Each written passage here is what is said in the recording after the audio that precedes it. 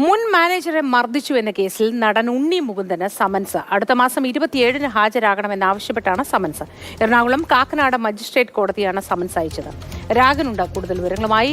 Ragan, good morning. ഈ മുൻ മാനേജറെ മർദ്ദിച്ച കേസ് നേരത്തെ അതങ്ങനെ ആരോപണം ഉയർന്നു വന്നിരുന്നതാണല്ലോ. ഇതിപ്പോ വീണ്ടും സമൻസ് അയച്ചിരിക്കുകയാണല്ലോ. എന്താണ് ഇതുമായി ബന്ധപ്പെട്ട വിവരങ്ങൾ?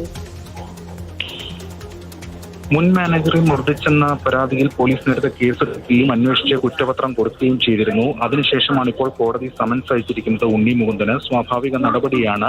വിചാരണ തുടങ്ങുന്നതിന് മുന്നോടിയായിട്ടുള്ള കാര്യമാണ്. കോടതിയിൽ ഹാജരായി ജാമ്യം എടുക്കേണ്ടതായിട്ടുമുണ്ട്. അന്ന് പോലീസ് വിശദീകരിച്ചത് ഈ കേസുമായി ബന്ധപ്പെട്ട കാര്യങ്ങളെന്ന് പറയുന്നത് വിളിച്ചു വരുത്തി മർദ്ദിച്ചു എന്നതാണ്.